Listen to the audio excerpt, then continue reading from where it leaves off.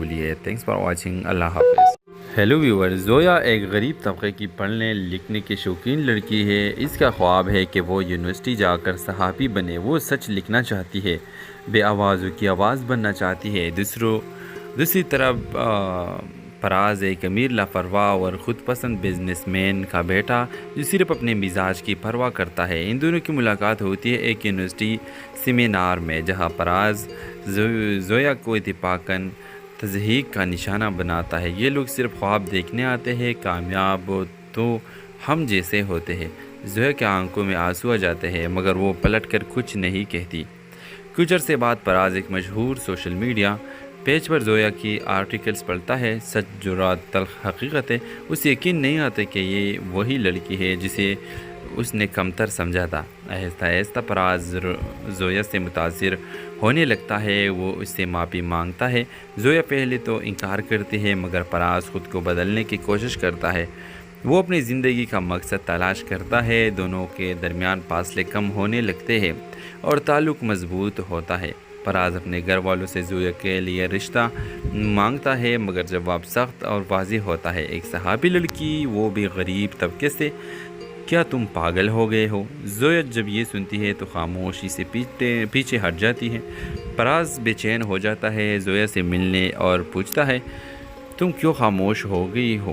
زویا کا جواب, تم مجھ سے پیار کرتے ہو مگر تمہارے والدین کی نظروں میں صرف ایک خواب ہوں جو تم دیکھ سکتے ہو, پا نہیں سکتے. فراز کہتا ہے تو پھر بتاؤ تم میرے کیا لگتی ہو؟ زویا آنکھوں میں آنسو لیے کہتی ہے میں تمہاری وہ خواہش ہوں جو سچ ہو جائے تو خاندان ٹوٹتے ہیں. کہانی ختم نہیں ہوتی. زویا اپنا صحافتی کیریئر جاری رکھتے ہیں اور فراز اس کے آرٹیکل کا سب سے پہلا قاری بن جاتا ہے. اس ڈرامہ سیل کے حوالے سے اپنے رائے کی لازمی کمنٹ کریں. ساتھ میں ہمارے یوٹیوب کا چینل سبسکرائب کرنا مت بھولیے. Thanks for watching. اللہ حافظ. ہیلو ویور. زویا ایک غریب طبقے کی پڑھنے لکھنے کی شوقین لڑکی ہے. اس کا خواب ہے کہ وہ یونیورسٹی جا کر صحافی بنے. وہ سچ لکھنا چاہتی ہے, بے آوازوں کی آواز بننا چاہتی ہے.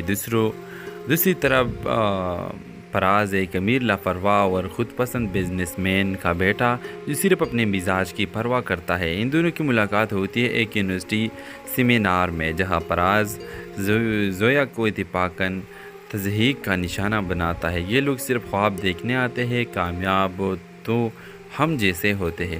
زویا کے آنکھوں میں آنسو آ جاتے ہیں مگر وہ پلٹ کر کچھ نہیں کہتی. کچھ عرصے بعد فراز ایک مشہور سوشل میڈیا پیج پر زویا کی آرٹیکلز پڑھتا ہے. سچ, جرات, تلخ حقیقت ہے. اسے یقین نہیں آتا کہ یہ وہی لڑکی ہے جسے اس نے کمتر سمجھا تھا. آہستہ آہستہ فراز زویا سے متاثر ہونے لگتا ہے. وہ اس سے معافی مانگتا ہے. زویا پہلے تو انکار کرتی ہے مگر فراز خود کو بدلنے کی کوشش کرتا ہے. وہ اپنی زندگی کا مقصد تلاش کرتا ہے. دونوں کے درمیان فاصلے کم ہونے لگتے ہیں اور تعلق مضبوط ہوتا ہے. فراز اپنے گھر والوں سے زویا کے لیے رشتہ مانگتا ہے مگر جواب سخت اور واضح ہوتا ہے. ایک صحافی لڑکی, وہ بھی غریب طبقے سے. کیا تم پاگل ہو گئے ہو؟ زویا جب یہ سنتی ہے تو خاموشی سے پیچھے ہٹ جاتی ہے. فراز بے چین ہو جاتا ہے, زویا سے ملنے اور پوچھتا ہے تم کیوں خاموش ہو گئی ہو؟